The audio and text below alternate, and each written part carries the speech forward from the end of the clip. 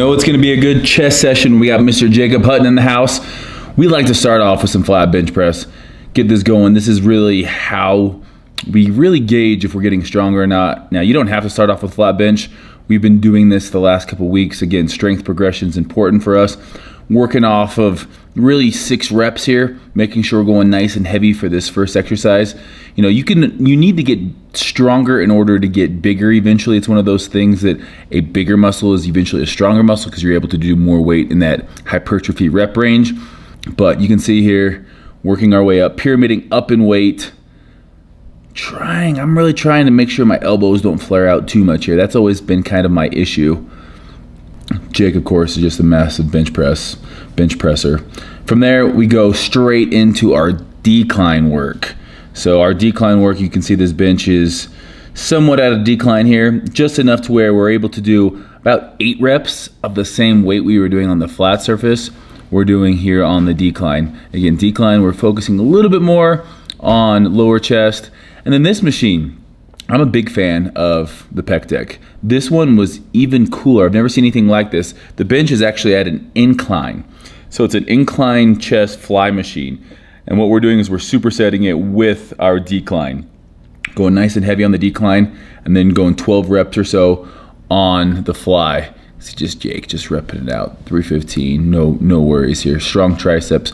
Triceps are gonna be a big factor in bench pressing, so we wanna always make sure that we, use our triceps and that last 1/3 of the movement. You can see we're leaning back. It's because of that incline, getting a nice stretch.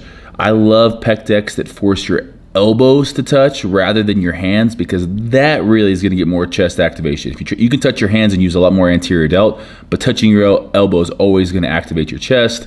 Again, we're finishing up here on our decline. We got 3 sets of decline supersetted with the chest fly. This stretch on this machine was just insane. Really cool old school gym here. From our superset, we're going with an incline hammer strength here. So we're shooting for 10 reps on this. And if you're not making crazy faces, are you even working out, bro? That Gymshark camo though is looking really, really clean, if I do say so myself. Need a haircut, but good set, Steve. Let Jake have a turn.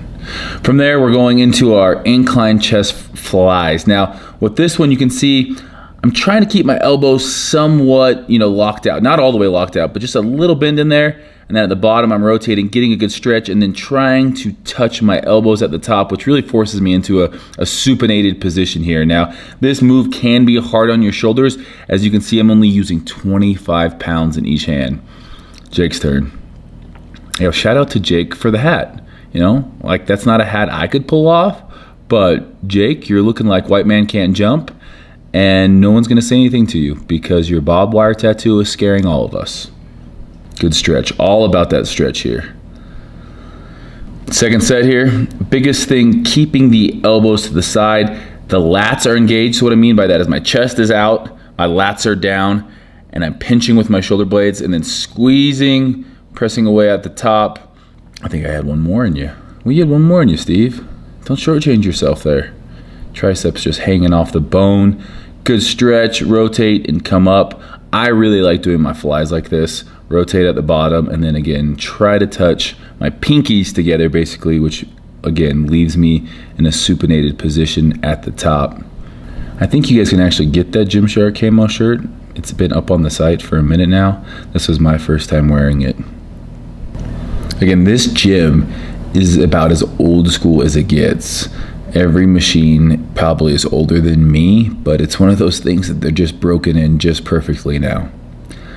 All right, last superset. We're going dips here for chest. You can see I'm not locking out at the top because again, I'm focusing on my chest here, not my tricep. So that I'm going below 90 degrees to get a good stretch, leaning forward, going all the way down, and I'm just going to failure here. So whatever you got, we're pre-exhausting and then going over to our cable fly. So going down, touching our hands, getting a nice stretch. Again, trying to keep the same elbow angle throughout the entire movement. Stretch, contract, same elbow movement.